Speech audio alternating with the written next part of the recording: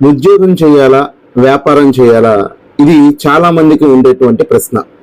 ఖచ్చితంగా మన జీవితంలో మనం డెవలప్ అవ్వాలంటే, మన కలలన్నీ మనం నిజం చేసుకోవాలంటే వ్యాపారమే చేయాలి. మరి వ్యాపారం చేయాలంటే చాలా రిస్క్ ఉంటుంది. షాపులు అద్దెకి తీసుకోవాలి, అడ్వాన్సులు కట్టుకోవాలి, వానికి వెట్టి చాకరీ చేయాలి, బాగా టెన్షన్ ఉంటుంది అంటే ఖచ్చితంగా ఉంటుంది.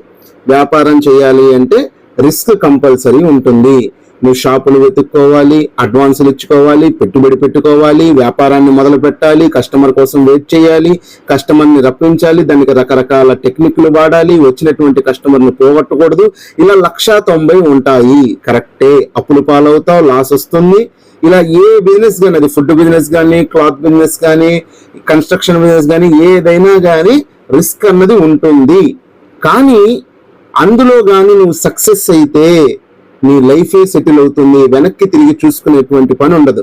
మీరు గమనించండి, గొప్ప గొప్ప వాళ్ళంటే బాగా డబ్బున్నటువంటి వాళ్ళు ఎవరెవరైతే ఉన్నారో వాళ్ళంతా కూడా వ్యాపారం చేసి బిల్డింగ్లు కట్టారు, వ్యాపారం చేసి కోట్లకు అధిపతులయ్యారు, వ్యాపారం చేసి కార్లు కొన్న వాళ్ళే తప్ప ఎవరో ఒక 10% ఉంటారు జాబ్ చేసి ఇవన్నీ సంపాదించిన వాళ్ళు. మిగతా 90% మంది వ్యాపారం చేసే సంపాదిస్తారు.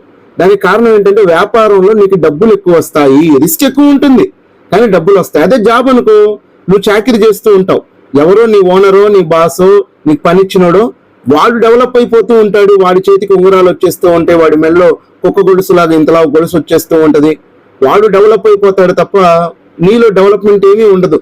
నువ్వు పని చేసినందుకు నీకు 500, 1000 రూపాయలు, నెలకు 30,000, 40,000, 50,000 జీతం ఇస్తాడు. దానికోసం ఉదయం నుంచి సాయంత్రం దాకా ఒంట్లో బాగోకపోయినా, భార్యకు బాగోకపోయినా, తల్లికి బాగోకపోయినా, బిడ్డకు బాగోకపోయినా, ఏది బాగోకపోయినా, ఏ ఇబ్బంది ఉన్నా కానీ కుక్కలాగా చాకరీ చేయాలి, లేకపోతే వాడు ఉద్యోగం నుంచి తీసేస్తాడేమో అని భయం.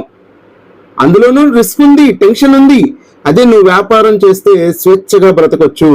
వ్యాపారం చేయడానికి కాన్సన్ట్రేషన్ చేయాలి. అది ఇంటి దగ్గర అట్లు వేస్తావా, బజ్జీలు వేస్తావా, అది వ్యాపారమే.